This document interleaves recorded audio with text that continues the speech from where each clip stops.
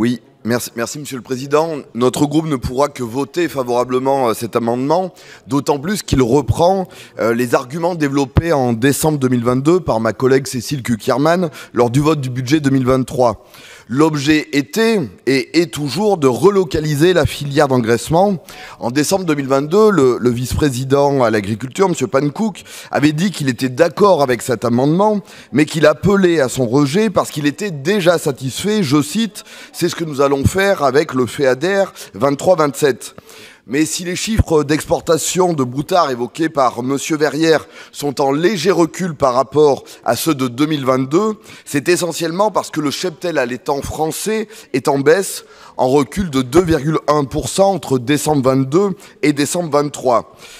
Auvergne-Rhône-Alpes reste la première région exportatrice de Broutard, essentiellement vers l'Italie. Donc le sujet est d'actualité et je pense que structurer la filière, ça éviterait des fermes de 1000 veaux comme ils peuvent s'en développer dans certaines régions. Il y a un laxisme inquiétant, preuve d'une solidarité auvergnate. Monsieur Pankouk, allez-y.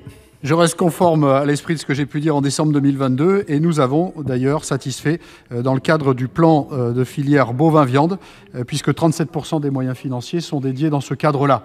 Il faut malgré tout du temps parce que tout ça doit se structurer. Et je rappelle qu'on n'a pas été aidé par les règles nationales qui nous ont empêché de maintenir le dispositif qu'on avait conçu et qui était bien plus simple. Mais on est obligé de le prendre en compte. Oui. Merci Monsieur le Président. Notre groupe ne pourra que voter favorablement cet amendement, d'autant plus qu'il reprend les arguments développés en décembre 2022 par ma collègue Cécile Cukierman lors du vote du budget 2023. L'objet était et est toujours de relocaliser la filière d'engraissement.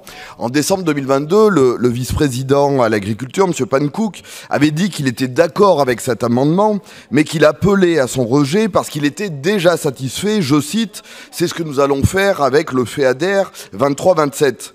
Mais si les chiffres d'exportation de Broutard évoqués par M. Verrière sont en léger recul par rapport à ceux de 2022, c'est essentiellement parce que le cheptel allaitant français est en baisse, en recul de 2,1% entre décembre 22 et décembre 23. Auvergne-Rhône-Alpes reste la première région exportatrice de Broutard, essentiellement vers l'Italie. Donc le sujet est d'actualité et je pense que structurer la filière, ça éviterait des fermes de 1000 veaux comme ils peuvent s'en développer dans certaines régions. Il y a un laxisme inquiétant, preuve d'une solidarité auvergnate.